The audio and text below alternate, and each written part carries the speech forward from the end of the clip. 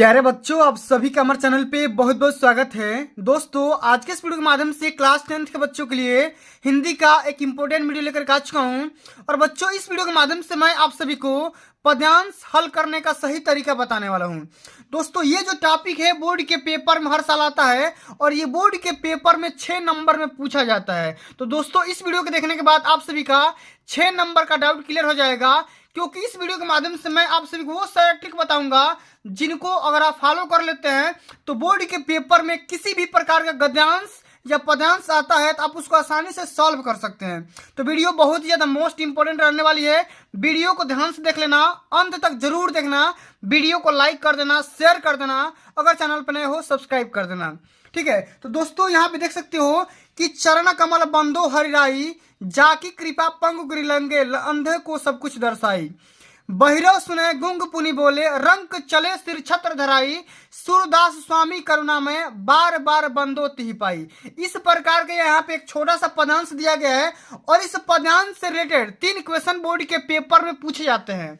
सबसे जो पहला प्रश्न होता है दोस्तों कि जो यहाँ पे पंक्ति दी गई है, ठीक है, ये जो लाइन दिया गया है इस पूरे लाइन का संदर्भ बताना है। ठीक है, यानी कि संदर्भ में 2 चीज लिखना होता है। आप सभी को पता होगा कि एक लाइन में लिखना होता है आप सभी को पद्यांश इस पाठ का नाम, फिर यहाँ पे कवि का नाम, उसके बाद यहाँ पे रेखांकित अंश का व्याख्या करना होता है और अंत में जो तीसरा नंबर क्वेश्चन होता है इसी पद्यांश से रिलेटेड एक क्वेश्चन भी होता है। जैसे आपको पूछ देगा कि इसमें अलंकार बताना है, ठीक है, तो आपको बताना पड़ेगा।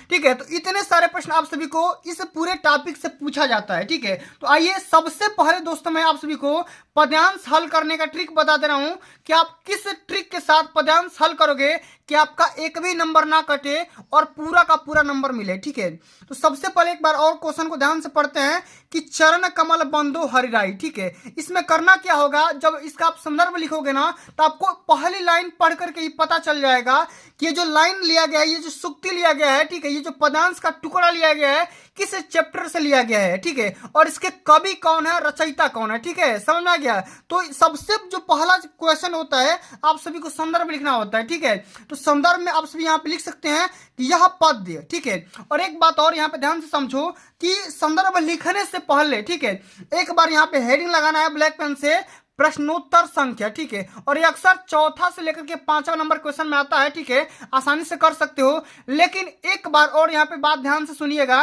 कि बहुत सारे बच्चे ये वाला लाइन यहाँ पे नहीं लिखते हैं कि चरण कमल, ठीक यहाँ पे डॉट डॉट डॉट रहेगा और बंदो तिहि पाई। आप कहाँ से लेकर के कहाँ तक के शब्दों का यहाँ पे संदर्भ बता रहे हैं, इन चीजों को यहाँ पे लिखना होगा। ठीक है, अगर आप ये चीज लिखते हैं ना, ये इंपॉर्टेंट चीज है।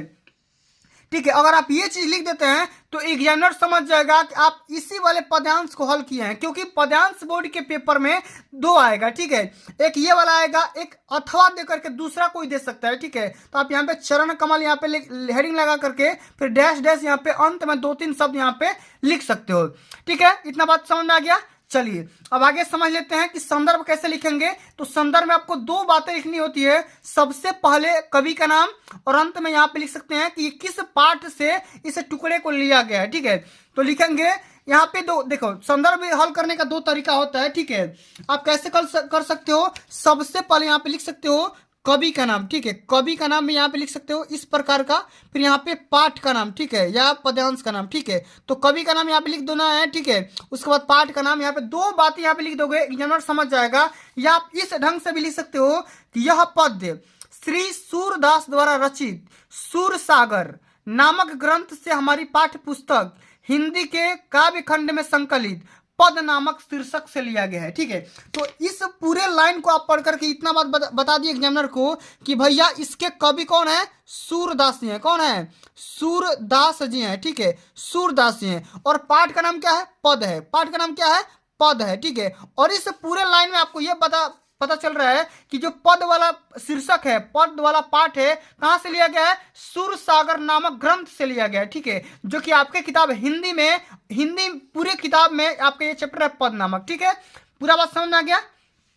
ठीक है, तो आप चाहो तो ये वाला भी आइडिया अपना सकते हो, आप चाहो तो ये वाला भी आइडिया अपना सकते हो। दोनों में से कोई एक आइडिया आपका काम यहाँ पे कर सकता है। ठीक है, चलिए आगे यहाँ पे बोला जा रहा है प्रसंग लिखने का। तो प्रसंग आप कैसे लिख सकते हैं, तो इस पद में कवि सूरदास जी ने श्री कृष्ण की महिमा का वर्णन करते हुए उनके चरणों की वंदना की है। ठीक है, चरणों की वंदना की है। ठीक है, और अंत में आपको क्या करना है, व्याख्या करना होगा। क्या करना होगा, व्याख्या करना होगा। ठीक है, एक बार यहाँ पे देखो, एक बार और पदांश को पढ़ते हैं कि चरण कमल बंदो हरिराई, जाकी कृपा पंगु गिरिलंगे, अंधे को सब कुछ दर्शाई, बहिरा सुने गुंग पुनि बोले, रंक चले सिर छत्र धराई, सूरदास स्वामी करुणा में बार बार बंदो ती पाई। अब एक एक लाइन का, एक एक शब्द का यहाँ पे आपको व्याख्या करना होगा, हिंदी में अर्थ लिखना होगा। कैसे करेंगे, ध्यान से सुनिएगा। ठीक है, इसी प्रकार से आप सभी को बोर्ड के पेपर में हल करना होगा, तभी आप बोर्ड के पेपर में अच्छे से अच्छे नंबर अचीव कर सकते हो। लिखेंगे यहाँ पे कि कवि सूरदास जी श्री कृष्ण के कमल रूपी चरणों की वंदना करते हुए कहते हैं कि इन चरणों का की प्रभाव बहुत ही व्यापक है।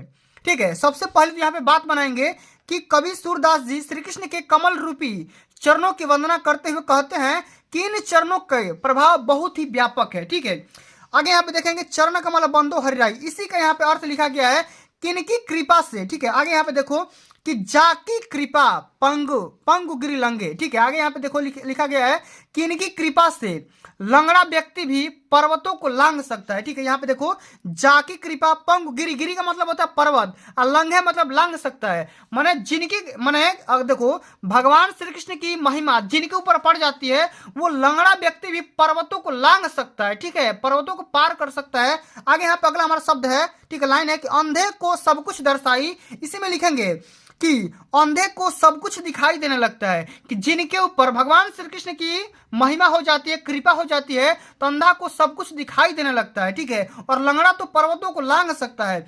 आगे लिखेंगे कि बहिरो सुने गुंग पुनि बोले, रंग चले सिर छत्र धराई। ठीक है, बहरा व्यक्ति भाई सुनने लगता है। ठीक है, यहाँ पे देखो इनकी चरणों के प्रभाव से बहरा व्यक्ति सुनने लगता है और गूंगा व्यक्ति बोलने लगता है, और जिनकी चरणों की कृपा हो जाने पर दरिद्र, देखो यहाँ पे देखो रंग मतलब क्या होता है, ठीक है, रंग मतलब होता है दरिद्र व्यक्ति। ठीक है, ठीक है, दरिद्र व्यक्ति भी अपने सिर पर राज छत्र धारण कर लेता है। ठीक है, सूरदास जी कहते हैं कि ऐसे दयालु प्रभु श्री कृष्ण के चरणों की मैं बार बार वंदना करता हूँ, बार बार, ठीक है, अर्चना करता हूं। ठीक है, इसी बात को यहाँ पे लिखा गया कि सूरदास स्वामी करुणा में बार बार बंदो ती पाई। ठीक है, इस प्रकार के कमल रूपी चरणों को यहाँ पे क्या कर रहे हैं, सूरदास जी बार बार वंदना कर रहे हैं। ठीक है, अर्चना कर रहे हैं। ठीक है, अंत में आप सभी यहाँ पे लिख सकते हैं काव्यगत सौंदर्य। कभी कभी ये भी पूछ लेता है कि इसमें कौन सा भाषा का इस्तेमाल किया गया है, किस रस का इस्तेमाल किया गया है, या कौन सी शैली है, या कभी कभी ये भी पूछ देता है कि उपयुक्त पद्यांश में किस अलंकार का इस्तेमाल किया गया है। ठीक है, तो आप यहाँ पे काव्यगत सौंदर्य में लिख सकते हैं कि श्री कृष्ण के चरणों का असीम प्रभाव का वर्णन किया गया है। भाषा इसमें साहित्यिक ब्रज भाषा का इस्तेमाल किया गया है, और शैली इसमें मुक्तक है। ठीक है, इसमें से कौन सी है, मुक्तक शैली है, और इसमें भक्ति रस का प्रयोग किया गया है। तो दोस्तों अगर आप इतने सारे स्टेप फॉलो करते हैं और बोर्ड के पेपर में इस तरीके के साथ अगर आप बोर्ड के पेपर में पद्यांश को सॉल्व करते हैं, तो आप ऑब्वियसली अच्छे से अच्छे मार्क्स अचीव कर सकते हैं। दोस्तों आज के लिए बस इतना ही। अगर ये वीडियो आप सभी को अच्छी लगी होगी, हेल्पफुल लगी होगी, तो वीडियो को एक प्यारा सा लाइक पहुंचा देना, वीडियो को अपने दोस्तों में, रिश्तेदारों में शेयर कर देना, और अब अगर अभी तक चैनल पर नए हो तो सब्सक्राइब कर देना। जल्द ही मिलते हैं अगली वीडियो में, तब तक के लिए जय हिंद, जय भारत, वंदे मातरम।